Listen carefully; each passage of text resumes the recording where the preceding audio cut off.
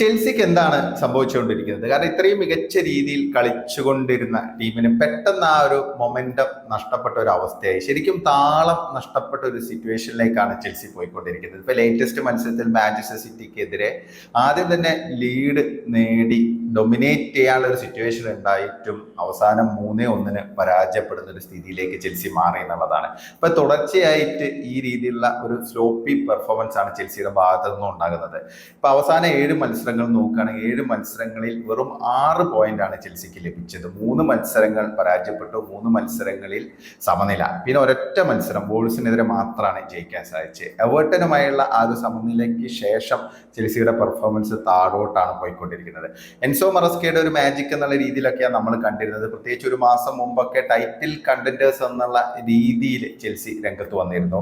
ലിവർപൂളുമായിട്ട്, ഒന്നാം സ്ഥാനത്ത് നിൽക്കുന്ന ലിവർപൂളുമായിട്ട് വെറും 4 പോയിന്റിന്റെ ഡിഫറൻസ് മാത്രം ഉണ്ടായിരുന്ന ഒരു സാഹചര്യമായിരുന്നു. അപ്പോൾ ശരിക്കും ഒരു കണ്ടന്റേഴ്സ് ആണ്, ടൈറ്റിൽ കണ്ടന്റേഴ്സ് ആണെന്നുള്ള രീതിയിൽ വലിയ രീതിയിൽ ചർച്ച വന്നു. കാരണം ഇത്രയും മികച്ച രീതിയിൽ കളിക്കുന്നു, യുവനിരയാണ്, എനർജി ഉണ്ട്, അപ്പൊ അതൊക്കെ അവർക്കൊരു ആധിപത്യം ഉണ്ടാക്കാൻ പറ്റും എന്നുള്ളൊരു അനാലിസിസ് ആയിരുന്നു. പ്രത്യേകിച്ച് ചാമ്പ്യൻസ് ലീഗിൽ ഒരു സ്റ്റേക്ക് ഇല്ല, അപ്പൊ സ്വാഭാവികമായിട്ടും പ്രീമിയർ ലീഗിൽ കോൺസെൻട്രേറ്റ് ചെയ്യാൻ സാധിക്കും, നിർണായക പോരാട്ടങ്ങളൊക്കെ വിജയിക്കാൻ സാധിച്ചു. അപ്പം ആ രീതിയിലായിരുന്നു എല്ലാവരും കണ്ടിരുന്നത്. അവിടെ നിന്നാണ് ചെൽസി ഇങ്ങനെ ഒരു സ്ലോപ്പി പെർഫോമൻസിലേക്ക് മാറിക്കൊണ്ടിരിക്കുന്നത്. അത് മാത്രമല്ല, ലേസിനെസ് കളിക്കാരെ ബാധിച്ചിരിക്കുന്നു.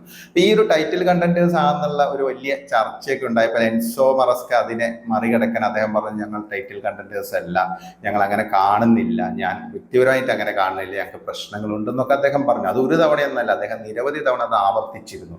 അപ്പൊ അത് പലപ്പോഴും കളിക്കാരുടെ ഒരു കോൺഫിഡൻസിനെ ബാധിച്ചോ എന്നുള്ള കാര്യം ഒരു സംശയമാണ്. പ്രത്യേകിച്ച് യങ് നിരയാണ് ചെൽസിയുടേത്. അപ്പൊ അവരും ആ ഒരു എനർജിയെ അത് ഇല്ലാതാക്കി ഒരു പരിധി വരെ എന്നുള്ള ഒരു ഡൗട്ട് ഉണ്ട്. പ്രത്യേകിച്ച് ഞങ്ങൾ ടൈറ്റിൽ കണ്ടന്റേഴ്സ് അല്ല, എന്റെ ടീമിന് പ്രശ്നങ്ങളുണ്ടെന്ന് പറഞ്ഞപ്പോൾ അവരും ചിന്തിച്ചിട്ടുണ്ടാവും, ഒന്ന് പ്രശ്നങ്ങളൊക്കെ ഉണ്ട് ഞങ്ങൾക്ക് എന്നുള്ളത്. മറ്റൊരു കാര്യം, ഓക്കെ, ഞങ്ങൾ ഓൾറെഡി അച്ചീവ് ചെയ്ത് കഴിഞ്ഞു, ഞങ്ങളുടെ ഈ സീസണിൽ ഒരു അച്ചീവ്മെന്റ് എന്താ, അത് കിരീടമൊന്നുമല്ല എന്നുള്ള രീതിയിൽ അവരും ചിന്തിച്ചു തുടങ്ങിയിട്ടുണ്ടാവും. കാരണം അതിനുശേഷമുള്ള മത്സരങ്ങൾ നമ്മൾ നോക്കുകയാണെങ്കിൽ ആ ഒരു ലേസിനെസ് അവരെ ബാധിച്ചു. നമുക്കൊരു ഏകോപനം കാണാൻ സാധിക്കുന്നില്ല. ടീമിന്റെ ഭാഗത്ത് നിന്ന് പലപ്പോഴും ആ ഒരു മെന്റാലിറ്റി മാറിയതുപോലെ തോന്നി.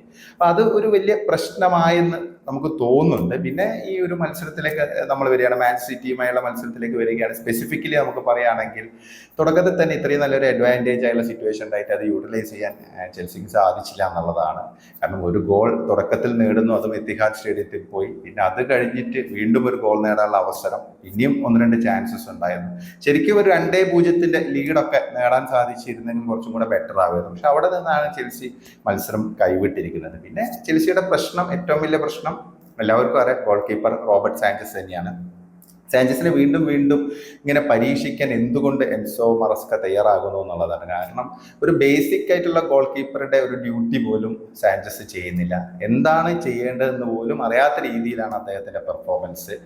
ഇന്നലെ മാഞ്ചസ്റ്റർ സിറ്റി നേടിയ 3 ഗോളുകളിൽ 2 ഗോളുകൾ എന്തായാലും സാഞ്ചസിന്റെ മിസ്റ്റേക്കിൽ നിന്ന് തന്നെയായിരുന്നു. അതുകൂടാതെ തന്നെ ഒമർ മർമൂഷ് ആ ഗോൾ സ്കോർ ചെയ്തു, പക്ഷെ അത് ഓഫ് സൈഡ് ആയതുകൊണ്ട് രക്ഷപ്പെട്ടു, അല്ലെങ്കിൽ അതും സാഞ്ചസിന്റെ അക്കൗണ്ടിൽ തന്നെ വരുമായിരുന്നു. സാഞ്ചസ് ഡിഫൻഡേഴ്സും തമ്മിലുള്ള ആ ഒരു ഏകോപനം തീരെ ഇല്ലാത്ത പോലെയാണ് തോന്നുന്നത്. കാരണം പലപ്പോഴും ആ ഒരു കൺഫ്യൂഷൻ ഡിഫൻഡേഴ്സിന്റെ ഭാഗത്തു നിന്നും ഗോൾ കീപ്പറുടെ ഭാഗത്തു നിന്നും ഉണ്ടാകുന്നു. പിന്നെ ട്രാക്ക് ബാക്ക് ചെയ്ത് വരുന്നില്ല. അപ്പം മാഞ്ചസ്റ്റർ സിറ്റി പോലത്തെ ഒരു ടീമിനെതിരെ ഇത്രയും സ്പീഡിൽ കളിക്കുന്ന ഹാലൻഡും ഫോഡനും പിന്നെ മർമോഷൊക്കെ ഉള്ളപ്പോൾ എന്തിനാണ് ഇവർ ഈ ഹൈലൈൻ ഡിഫൻസ് ഒക്കെ പരീക്ഷിക്കുന്നതെന്ന് മനസ്സിലാവുന്നില്ല. കാരണം ഹൈലൈൻ ഡിഫൻസ് കളിച്ച് സ്വാഭാവികമായിട്ട് അതിനെ മറികടക്കാൻ പറ്റുന്ന വേഗത അവർക്കുണ്ട്, മാൻ സിറ്റിയുടെ പല പ്ലെയേഴ്സിനുണ്ട്. പിന്നെ നമ്മൾ കണ്ടു ആ ലോങ് ബോളുകൾ വഴിയുള്ള അവരുടെ അറ്റാക്കുകൾ, അതുവഴി ഗോളുകൾ വന്നു. അപ്പം എഡേഴ്സിന്റെ ആ ഒരു കോൺട്രിബ്യൂഷൻ, അപ്പം സ്വാഭാവികമായിട്ടും ഒരു ഹൈ ഇന്റൻസിറ്റി ആയുള്ള ഒരു കൗണ്ടർ അറ്റാക്ക് ആയിരുന്നു ശരിക്കും മറസ്ക കളിക്കേണ്ടിയിരുന്നത്. അതിന് പകരം അദ്ദേഹം പ്രസ്സിംഗ് ഒക്കെ കുറഞ്ഞ ഒരു ഹൈലൈൻ ഡിഫൻസ് വെച്ച് കളിച്ചു. അത് തോൽവി ഏറ്റുവാങ്ങി എന്ന് തന്നെ നമ്മൾ പറയേണ്ടി വരും. അപ്പൊ ഇതാണ് ഒരു സിറ്റുവേഷൻ. പിന്നെ ഡിഫൻസിന്റെ പ്രശ്നമുണ്ട്. ഇപ്പം കോൾബിലാണെങ്കിലും പിന്നെ ചലബ ആണെങ്കിലും ഇവർക്കൊന്നും പലപ്പോഴും കറക്റ്റായിട്ട് ടീമിന്റെ ആ ഒരു പൊസിഷനിൽ ഒരു സ്ട്രക്ചർ കീപ്പ് ചെയ്യാൻ പറ്റുന്നില്ല.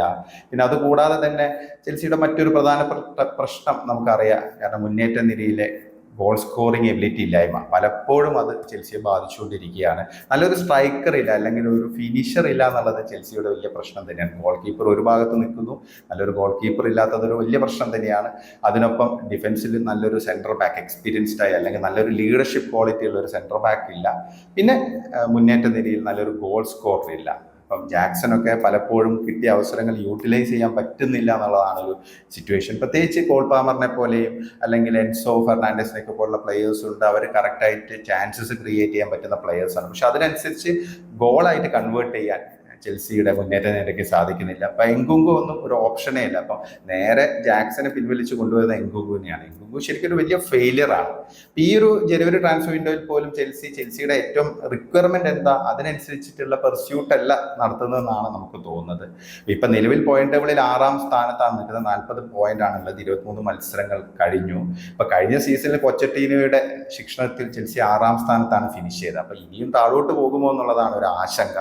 പ്രത്യേകിച്ച് ഒരു ടോപ്പ് 4 ഈ സീസണിൽ ചെൽസി ഫിനിഷ് ചെയ്തില്ലെങ്കിൽ അത് വലിയൊരു ട്രാജഡിയായി മാറും. കാരണം ഇത്രയും പണമൊക്കെ ഒഴുക്കി ഇത്രയും മികച്ച താരങ്ങളെയൊക്കെ കൊണ്ടുവന്ന് ഏറ്റവും നല്ല യുവ താരങ്ങളെയൊക്കെ ഒരു പരിധിവരെ മികച്ച യുവതാരങ്ങളെയാണ് ചെൽസി കൊണ്ടുവന്നിരിക്കുന്നത്.